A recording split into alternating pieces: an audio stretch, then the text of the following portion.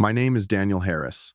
I'm 37, and just last week I attended a professional gala where I was being honored for my work in research and education. It was a night I'd been anticipating for weeks, a celebration of everything I'd built over the years.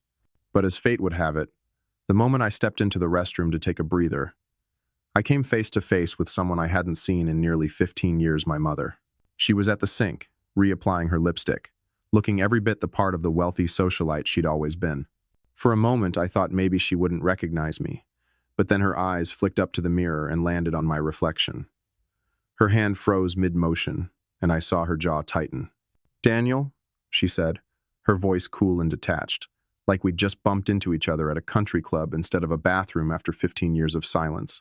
"I didn't expect to see you here," I said, steadying myself, gripping the edge of my wallet.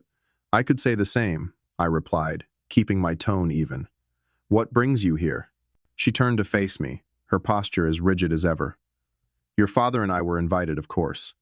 We've always been involved with organizations that support education. And you?" "I'm being honored tonight," I said, meeting her gaze. "For my work in research." "Boy."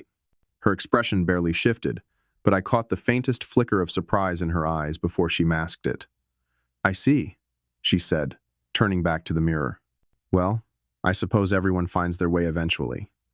Her words brought me back to the day I walked out of that house for the last time. I was 19, and the years leading up to that moment hadn't been easy. In high school, I struggled with depression, but in my family, that wasn't something you admitted.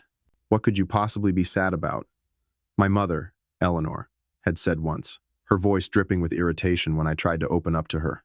"You have everything more than most kids your age. You're just making excuses." The truth was, I'd been drowning. The pressure to be perfect, to live up to the Sinclair name, was suffocating. I tried to keep up, but my grades started slipping during my junior year, and by senior year, I was barely holding on. My parents didn't see a kid who needed help. They saw a failure, an embarrassment. When I only got into a community college, my father, Richard's fury was unmatched. "This family has standards," he had said that night, pacing the living room while I stood there, clutching my acceptance letter. "And you've done nothing but drag us down. You want to waste your life? Fine, but you'll do it on your own." I had been kicked out of the house. I remember the weight of that duffel bag as I left the house that night. It wasn't just filled with clothes, it held the reality of being completely on my own. My parents didn't even come to the door to say goodbye. My mother stayed seated on the couch, scrolling through her phone, as if I didn't exist. My father had disappeared into his study after delivering his ultimatum. I felt invisible, discarded, like I'd never been a part of their world to begin with. For the first few weeks, I stayed with a friend, sleeping on his pull-out couch while I tried to figure out my next steps.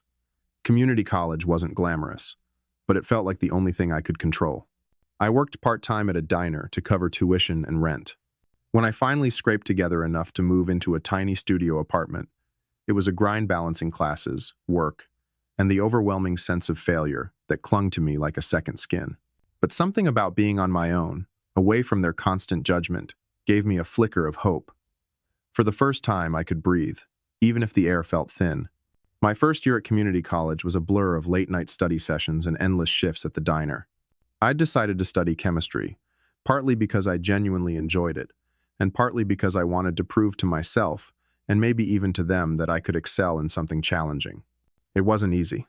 My high school grades had been mediocre at best, and I felt like I was starting from behind compared to my classmates. But for the first time in years, I wasn't under the crushing weight of their expectations. I could just focus on learning.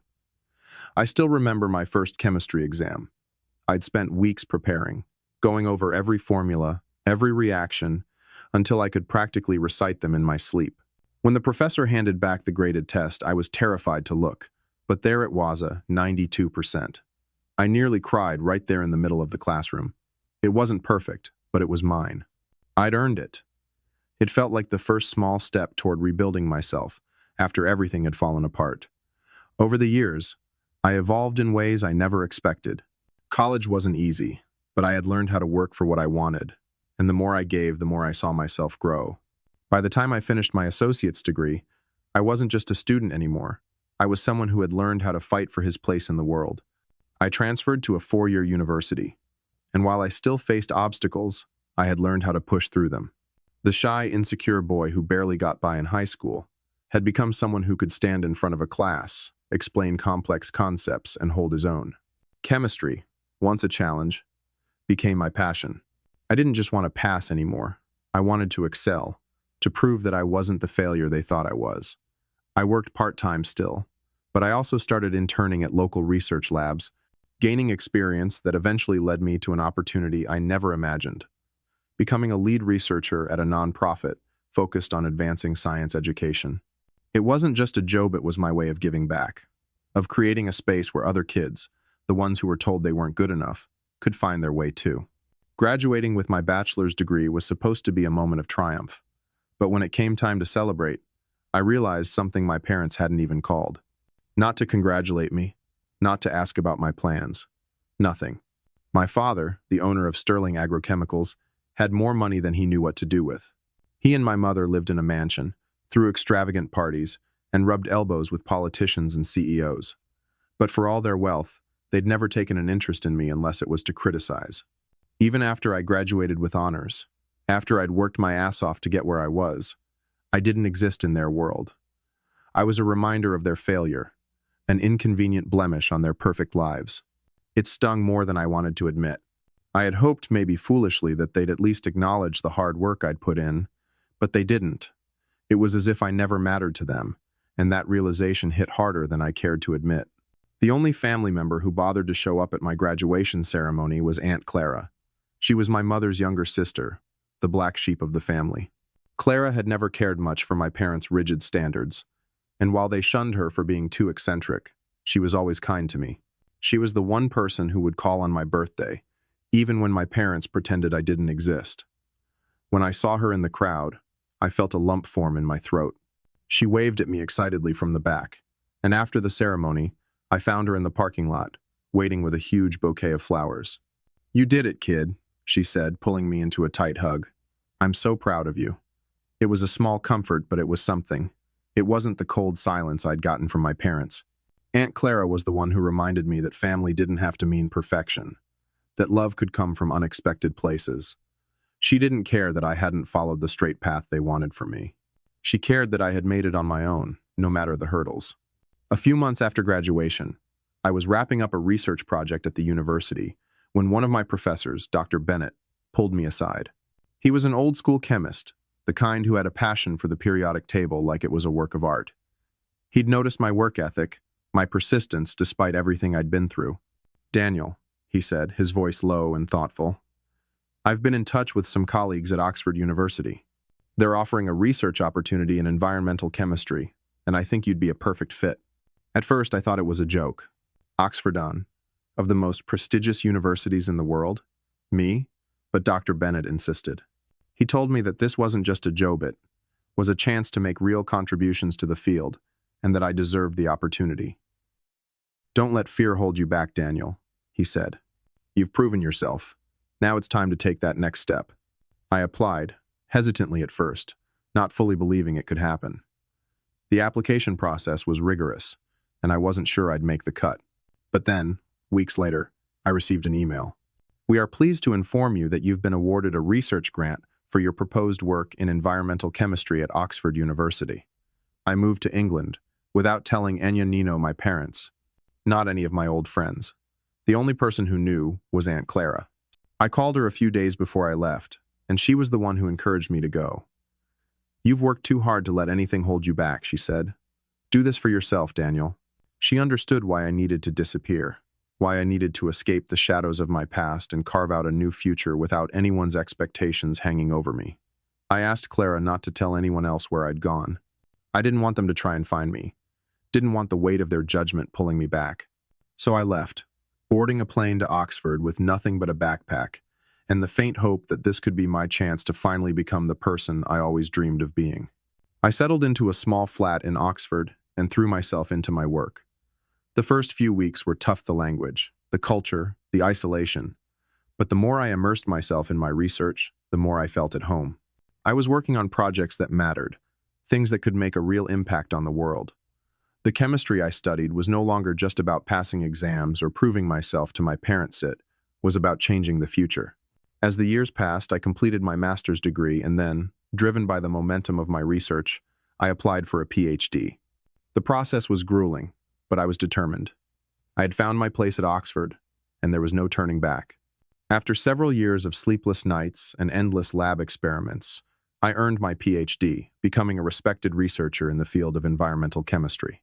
After finishing my PhD, the next step seemed almost too surreal to grasp. I was offered a position as a professor at the University of Cambridge.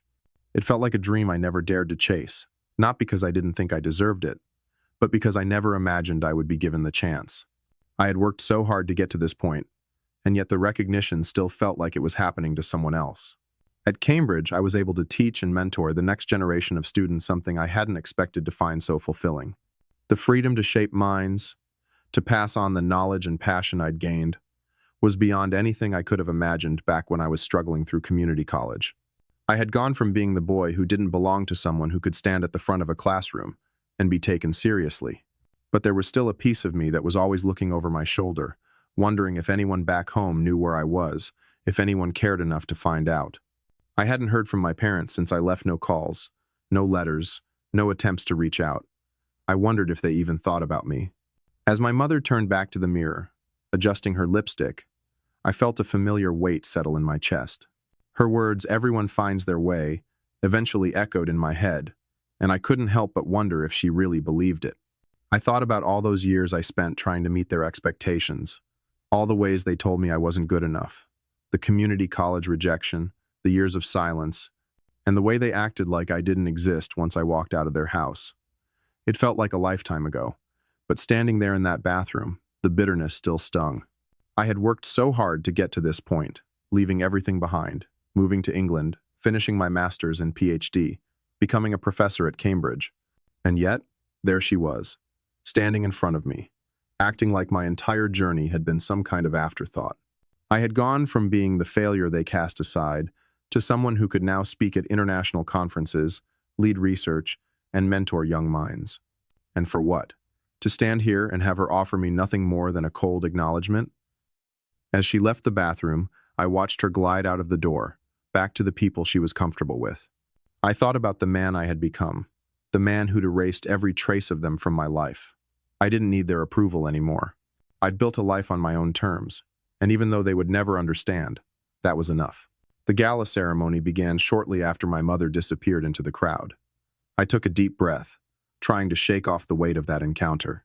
The clinking of glasses, the hum of polite conversation, it all felt distant now. It was time to take my place, to step into the role I had fought so hard to claim. The stage was set, the lights shining down on the sea of well-dressed guests, and the moment I had been anticipating for months was finally here. I made my way to the front, where they called my name, the words echoing through the room. Daniel Harris, honored for his groundbreaking contributions to education and sustainable chemistry. The applause was deafening, but it felt strangely hollow, like I was listening to someone else's life unfold. I took the stage, trying to maintain a calm exterior, but inside all I could think about was the fact that I was standing in front of an audience of people who knew nothing of the path I had taken to get here, no idea what it had cost me to get this far. The spotlight hit me, and I could feel my heart racing in my chest. This wasn't just a recognition of my work in chemistry. This was my way of showing the world that I was more than the person my parents had tried to make me believe I was. This was the moment where I stood on my own 2 feet, with nothing to prove to anyone but myself. As I stood there, still trying to absorb the magnitude of the moment, the host's voice rang out, drawing everyone's attention. And now, ladies and gentlemen, we have an exciting announcement. In recognition of the groundbreaking work in education and sustainable chemistry that will be honored tonight, a generous and anonymous donor has pledged a grant of $2 million to the recipient of this award. Oh, the room went quiet, and I felt every pair of eyes in the room shift toward me. My heart raced. This extraordinary contribution is intended to support the continued efforts of the recipient's research and further their impact on the world of education. I blinked, momentarily stunned. $2 million. The number hung in the air, surreal and overwhelming. But the announcement wasn't directly for me. It was for the recipient of the award, someone whose name hadn't been revealed yet. I was still processing everything when I heard the host's voice continue. This grant, though anonymous, will be bestowed upon the person tonight who has demonstrated exceptional dedication to their work in advancing chemistry and education. For a moment, I didn't know what to think. The enormity of the sum, the way it would change someone's life, was astounding. But there was something else in the air, something I couldn't shake, the realization that the donor didn't know it would be me. They didn't know I was the one being honored tonight. As the announcement echoed through the room, my eyes wandered across the crowd, trying to catch a glimpse of the people around me. But then something caught my attention, a subtle shift in the crowd near the back. Just beside the exit, I saw Himmy father, Richard. He stood up abruptly, his face twisted in disgust. His eyes met mine for a brief moment before he turned sharply and began to make his way toward the door. His movements were swift and deliberate, as if he couldn't get out of that room fast enough. I couldn't believe what I was seeing. The man who had rejected me all those years ago, the one who had kicked me out of his house, was leaving as soon as he heard the news of the grant. He didn't even stay to see who was being recognized for the award. My chest tightened as a mix of emotions washed over me: anger, disbelief, and something darker, more bitter. This was the moment I had been waiting for, a moment where everything I had worked for was finally being acknowledged, and he couldn't even bring himself to stay in the room to witness it. He couldn't stomach the fact that the son he had written off was now standing at the front of the room, receiving everything he had always expected from someone else. As my father made his way toward the exit, I couldn't shake the feeling that something was wrong. The strange weight of his sudden departure settled over me, but before I could process it, the announcer's voice sliced through the room again. "Ladies and gentlemen," the host continued, "we are incredibly fortunate to not only have a generous donor for tonight's award, but also a longtime supporter of education and sustainable chemistry. The $2 million grant, which will be awarded to the recipient of this honor, has been made possible through the contributions of Sterling Agrochemicals, a company led by one of the most influential figures in the fertilizer industry. Sterling Agrochemicals, me father's company." I froze. The donor, the one whose generosity had made this award possible, was my father's company. My chest tightened as the truth hit me. The man who had spent years treating me like an embarrassment, the one who had walked out of the room when he learned of my success, was the one funding this recognition. The irony stung deeply. The same man who rejected my path, who disowned me for pursuing a life that didn't fit into his perfect image, had unknowingly backed the very award that would be the crowning achievement of my career. It was almost too much to process, too much to bear. In that moment, I stood there, stunned, as the announcer's words continued to echo in my ears. The applause around me felt distant, like I was hearing it from underwater. The weight of the grant, of everything that had just been revealed, hung heavily on me. My heart pounded in my chest, and for a brief moment, I couldn't process any of it. "Thank you," I managed to say into the microphone, my voice shaky but steady enough. The words felt hollow, too small for what I was feeling, but I didn't have time to think about it. I had to get out of that room. I couldn't stand there another second, basking in the recognition that felt so empty. I turned abruptly, walked off the stage, and without another glance at the audience, I bolted for the back door. My steps quickened as I made my way through the hallway, heart racing, only one thought running through my mind: my father. I knew he'd left the room. I saw him walk out, his face a mixture of disgust and something else I couldn't quite read. But he couldn't just leavenot like this, not when everything had come full circle. I couldn't let it end like this, with him walking out on the one moment that proved everything he had tried to dismiss about me. I pushed through the door leading outside, scanning the area, my breath coming in quick bursts. There he was, standing by his car, his back to me. My feet moved on their own, and before I could stop myself, I was running. "Dad!" I called out, my voice almost cracking as I rushed after him. He didn't look back at first, his shoulders stiff, but when he finally turned around, I saw the bitter expression on his face. He had that same look I remembered from all those years ago, like everything was an insult to him. "What is it now, Daniel?" he asked sharply, his voice colder than I'd ever heard it. "You think I'm going to congratulate you?" I stopped just a few feet away, my heart hammering in my chest. I knew what this was about. He had no idea who the recipient of the grant was until they called my name. Until that moment, he thought he was just funding some good cause, sending money to the foundation, believing it was going to some worthy academic or researcher he could proudly point to. He didn't know it would be me standing there on that stage. He sneered, his lips curling into a bitter smile. "I don't know whether to be disgusted or impressed, but here you are, taking my money. I'm sure that's exactly what you wanted, right?" I could see the resentment in his eyes. The grant $2 million had come from Sterling Agrochemicals, his company. But once the money was donated to the foundation, it was entirely out of his control. They had chosen who would receive it, and they chose me. The irony hit me like a wave. I didn't ask for this, I said, keeping my voice steady despite the rush of emotions. I never asked for your money or your approval. I earned this on my own, just like everything else. His eyes darkened, and he shook his head. It doesn't change anything. You're still the failure I kicked out of my house all those years ago. No grant or award is going to change that. I felt a rush of anger, but I pushed it down. It doesn't matter what you think anymore. I've made my own life, and if that money came from you, it doesn't mean anything to me. I turned my back on him without saying another word, my heart pounding in my chest. I didn't need to argue with him anymore. He wouldn't understand, and truthfully, I didn't need his approval. I had spent so many years trying to prove myself to him, and for what?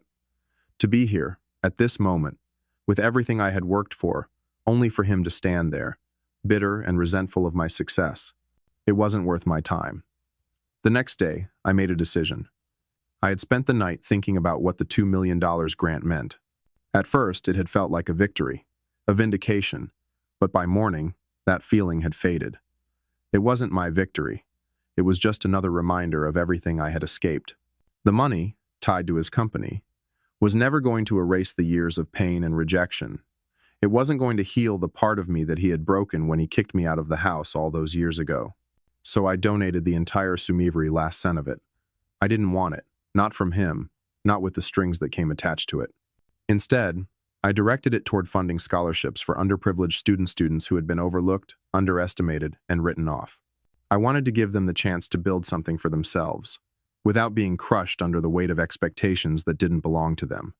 The money that had once been tied to rejection and bitterness was now part of something greater, something that would outlast the sting of my father's judgment. I felt a quiet satisfaction as I pressed the donation button. For the first time, I realized that I didn't need his money, his approval, or his recognition.